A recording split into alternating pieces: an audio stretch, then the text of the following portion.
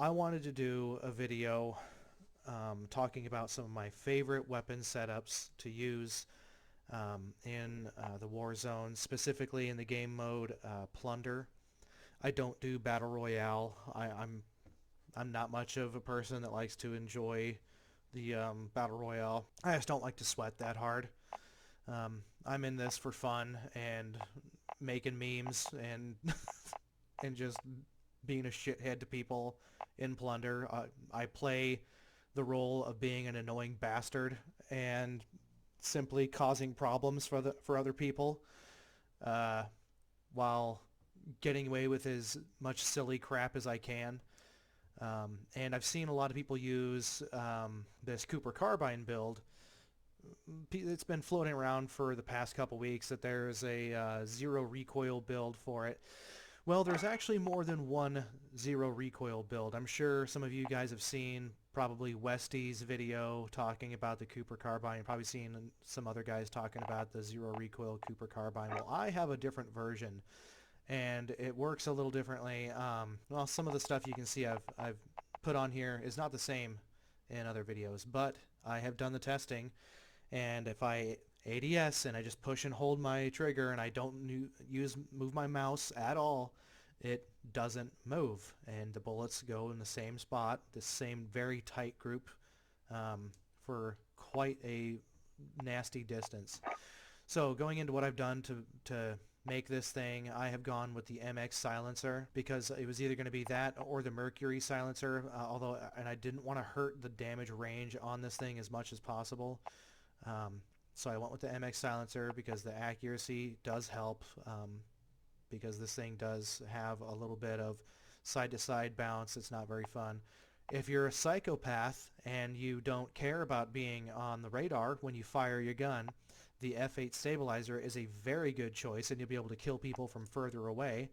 So there is that option, and you will kill people from a bit further away than you normally would, and you'll surprise them with how far away you're killing them.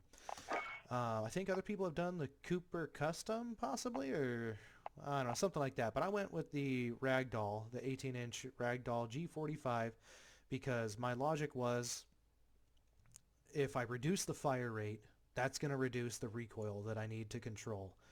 The gun won't be shooting as many bullets out, and there will therefore not be recoiling as often, therefore, and as well as making it so that the gun is climbing more rapidly.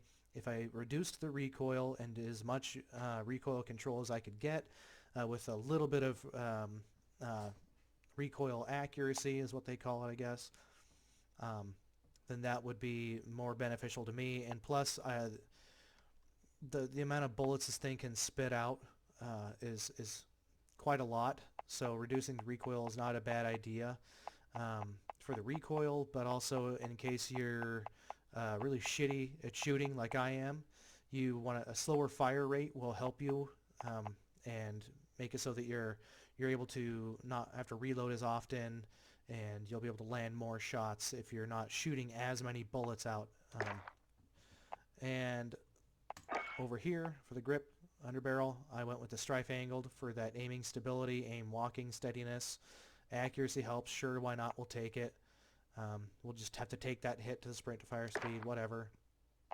Now, I like to use the 3.5 on this. A lot of other people will probably use the G16, which is perfectly fine, but this thing still is zero recoil if you're using this right here. And you get more of your, see those stat differences right there? You get more control, more of your accuracy out of this here. You're just getting a little bit less ADS speed, but it's already pretty quick, so you don't really notice it too much.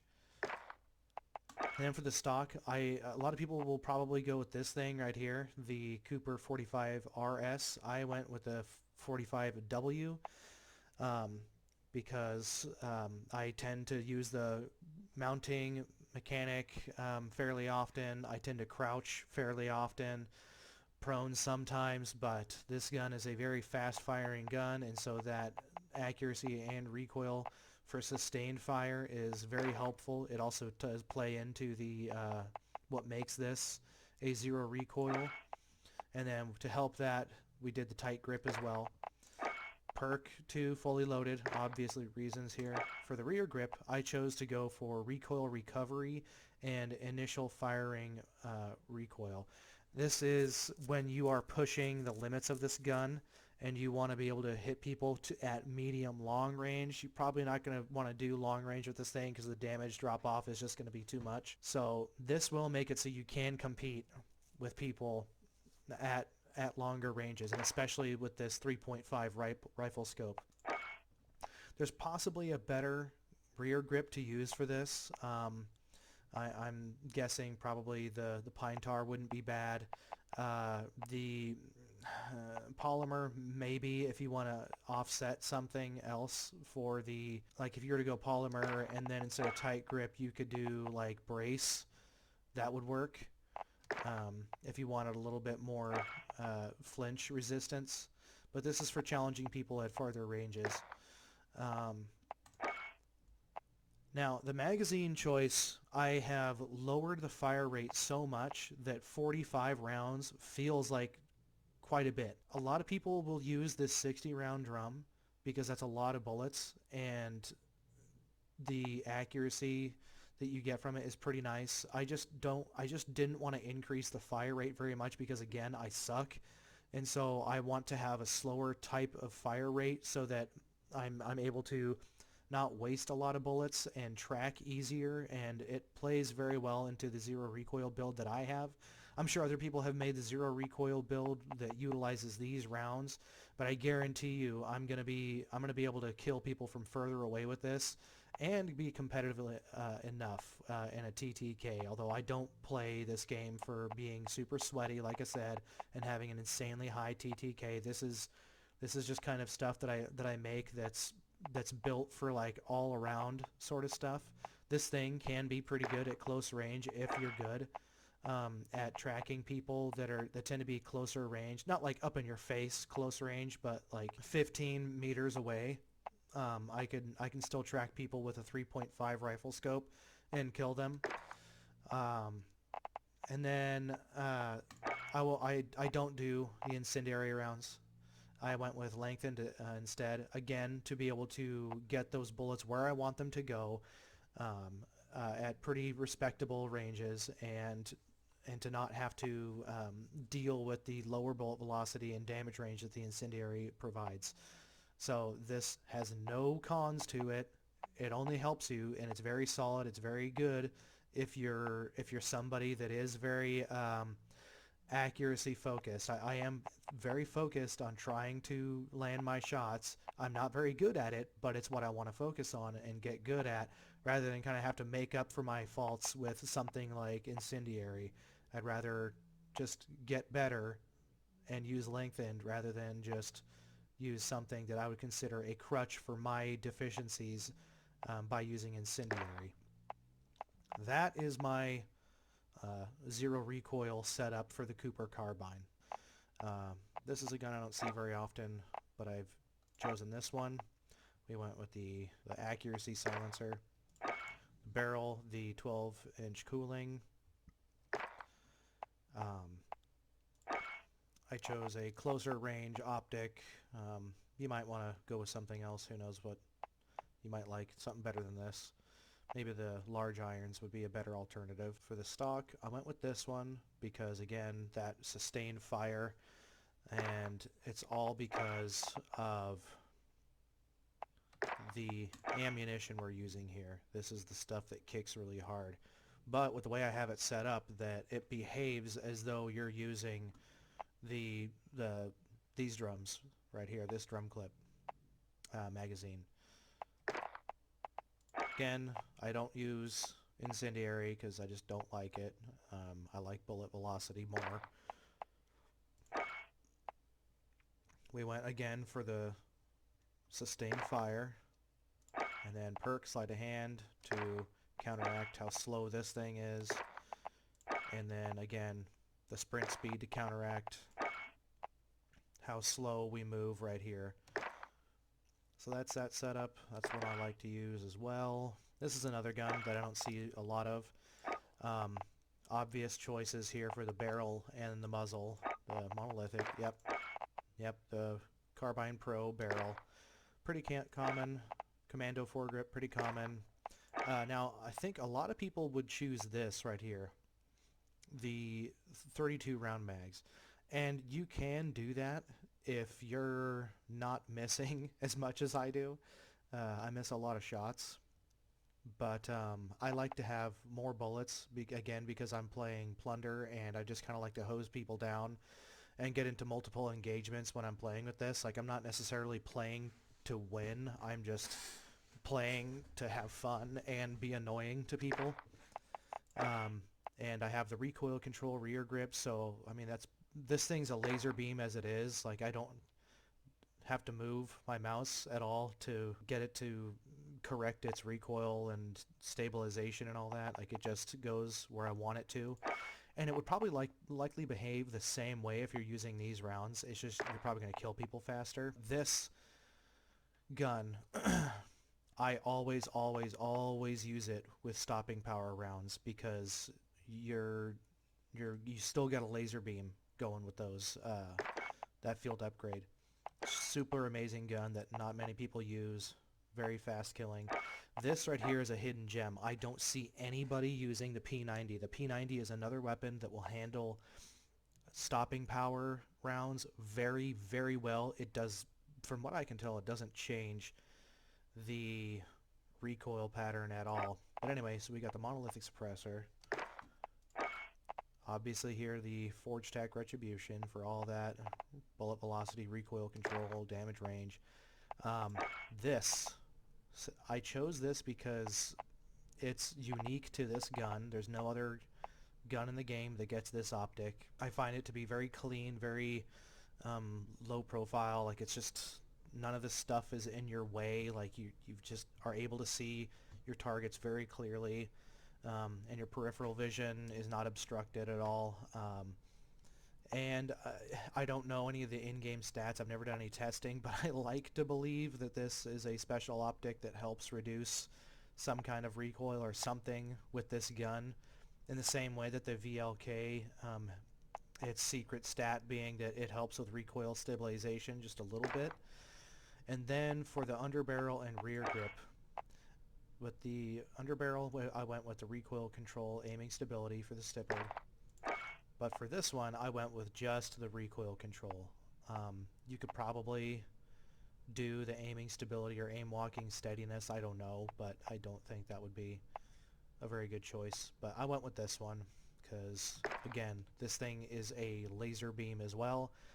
Hits super hard from pretty far away. Good 50-round magazine. You're able to kill guys very quickly. Again, I always use stopping power with the P90 and the Uzi. Now this one's new. I just made this one the other day. I found this to be quite deadly. I chose the Mercury silencer this time for the recoil control because I only use this gun in single fire mode. I do not do burst fire with it. So there's no reason to have any kind of recoil stabilization or accuracy stat on it. I went with this barrel because of the velocity and the range and all that. Now you probably have a better choice with going with maybe this barrel, but only reason why I didn't is because of that ADS reduction. I kind of wanted to have some recoil control. Accuracy didn't hurt, but you know, it's kind of somewhat of a lost stat at this point. But I didn't want to hurt my ADS because this thing can be pretty good for medium range. It is a long range gun, but it's very deadly at medium range too. And if you can land your shots, if you don't miss, you can kill people at close range, and they won't see that coming. The scope I went with, the SVT 40 PU scope here for the 3 to 6x, very good. Makes you nice and versatile. The magazine, I went with as many bullets as I could cram into this thing. I didn't want to get any other magazine going because it's just not what I want. Like, again, I'm playing Plunder. I need as many bullets as I can get to be able to take down multiple people. Again, I don't use the incendiary. I always use Lengthened.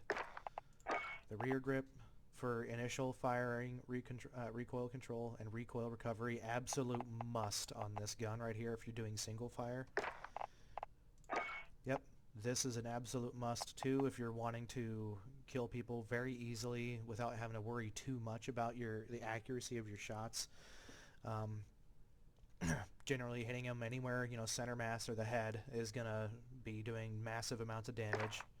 And then fully loaded, you could probably go with Defender, might be okay in some spots, but pretty much fully loaded is what you want for Plunder. Alright, now we'll save Scar Symmetry for the last.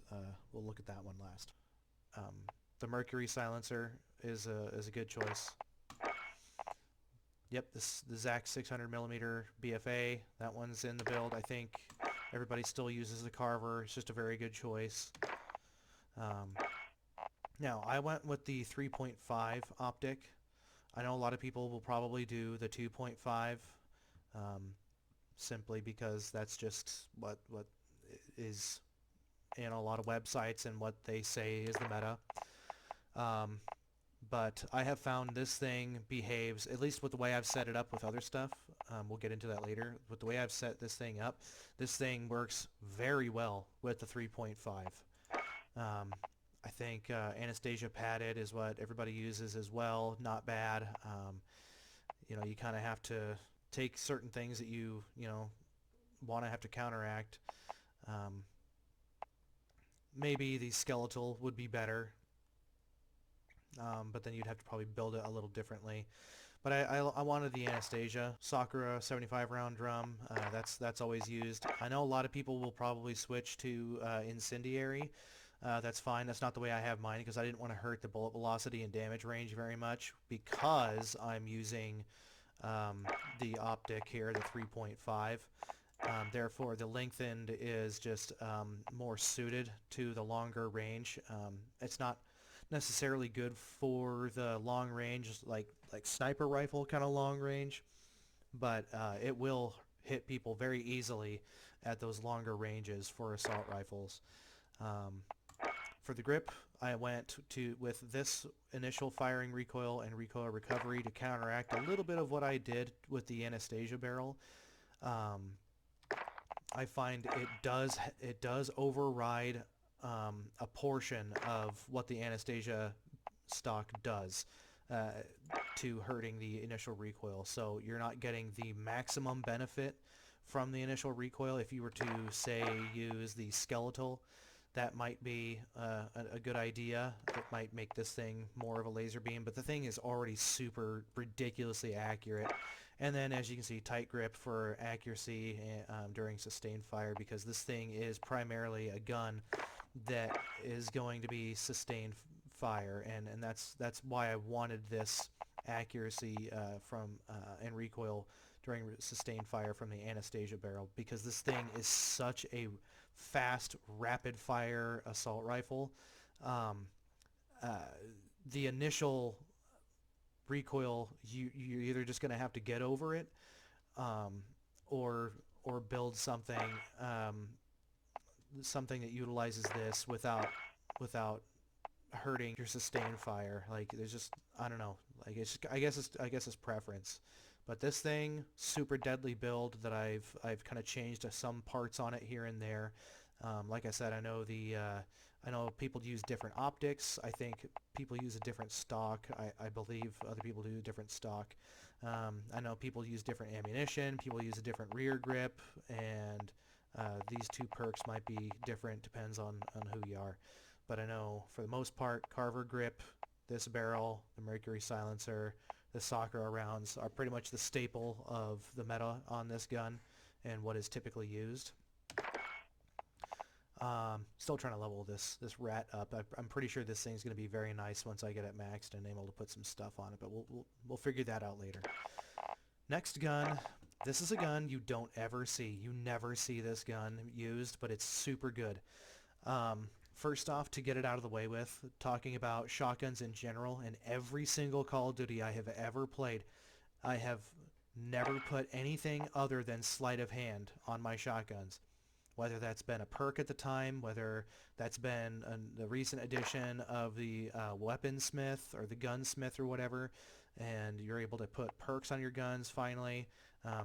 Sleight of hand, whatever iteration of Call of Duty you're playing, sleight of hand on shotguns is a must. If you're not putting sleight of hand on your shotgun, you're absolutely insane and you need to seek help. So this is a slug build for this thing because a lot of people will do the AA-12 or the Jack 12. They'll do that for the slug build for a shotgun.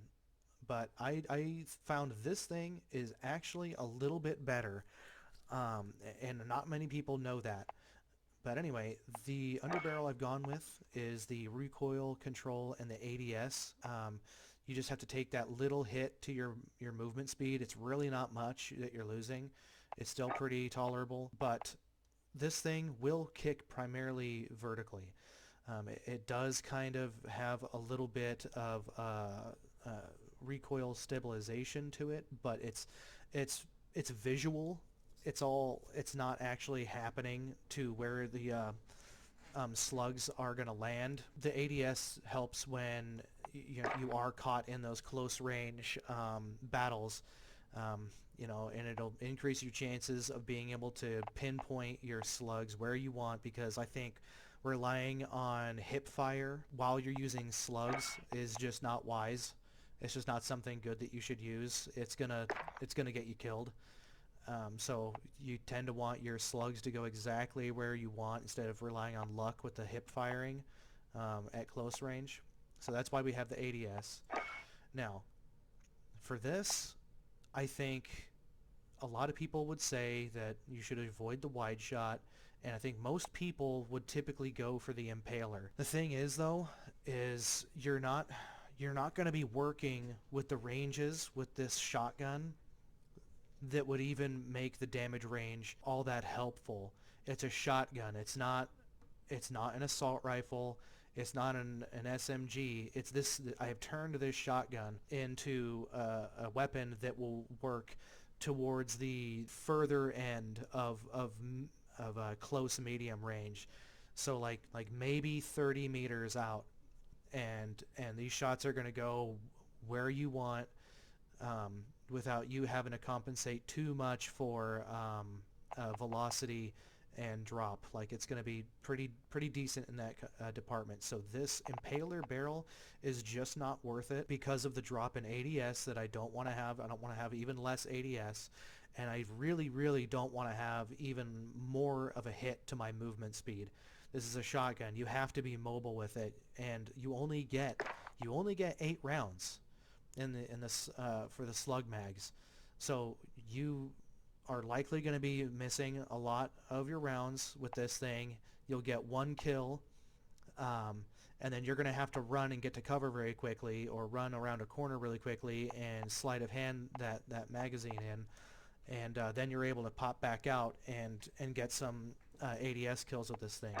So that's why I went with the precision, because it has all the benefits that I want from the Impaler, but I don't take that movement speed drop because I've already dropped it enough using this grip.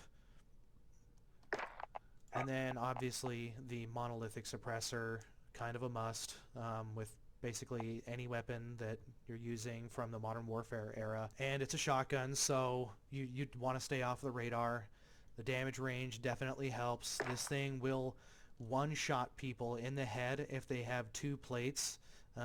It's possible. I haven't checked to see if this thing will one-shot people in the head if they have 3 plates. I doubt it, but you probably 2 shots, like 1 shot to the chest, 1 shot to the head, they'll die with 3 plates, or 3 shots to the chest and they'll die with 3 plates.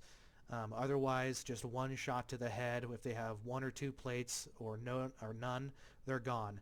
And it's really not that hard to land the headshots with the slug rounds on this shotgun at like 20 to 25 meters. You will be able to get that fairly easily. This thing is totally amazing. This is another gun that I will always use a stopping power, and it is still basically a laser beam even with stopping power. I mean, having 100 rounds base ammunition, awesome, super awesome, which is why I put sleight of hand, because you unload and get 100 rounds back into the gun so quickly. It's like a second and a half. It's really lightning fast for how quickly you get 100 rounds back into this gun. Again, because there's not very attachments, you can see I don't have a barrel, I don't have a laser, I don't have a magazine, don't have a stock. So the optic was the choice I went with for this gun, the recoil stabilization. And then we went with the Commando for the little bit of ADS, the stability and the recoil stabilization, because that's the problem that a lot of LMGs have, is they kind of do side-to-side bounce. This thing is all vertical, and it's very, very low vertical recoil. Like, you either don't have to compensate by pulling down at all, or if you do, it's very, very easy to do it. Like, you don't have to compensate by pulling down like very much at all to get this thing to correct itself. And then obviously the Monolithic Suppressor, a staple on all these Modern Warfare guns. But this thing is super incredible. This thing you don't see very many people use. It hurts really bad, especially with stopping power rounds, that it does not change. From what I can tell, it does not change the recoil when using stopping power. Alright, this one, whenever they fix this, right, whenever they fix the chainsaw attachment for this, for this gun, the fin is so much fun to use. Once they brought this in there, I wanted to be like friggin' Terminator 2, T-100, friggin' Terminator. Amazing, amazing gun. When they fix its looks when you ADS, it's just dumb how they've done it so far. So yep, the XRK Longshot adverse, obvious reasons. Tack laser, obvious reasons. These things are pretty much a must if you're going to be doing chainsaw. It will retain its damage at ranges that are very surprising for how many bullets it's pumping out with, as accurate as they are when you have the tack laser on. I have the sleight of hand perk on this because it's an LMG and you need to be able to get those 100 rounds back as fast as you possibly can, simply because you are shooting out so many rounds so quickly. So it's very good to have this, unless you're very good and you're not planning to make this like your primary gun that you're wanting to get kills with. It's more of like the gun that you're going to be using for the most part, but then you switch to a secondary like SMG or a secondary assault rifle or something, then maybe consider using the Monolithic suppressor or the compensator. This thing will tighten up that recoil spread, and it will be a lot easier to land shots on people. But this will also push its range out a little further, and you'll be able to kill people a little easier, and stay off the radar. Now, my setup that I always use, except for maybe not this secondary, this is kind of something I've been doing to change the pace. So well, look at this, pretty standard. The only thing that is different, a lot of people go with the Stanag 55 round or the 45 round. I like being able to get those bullets in the gun as fast as possible, and I'm already going to be ADSing.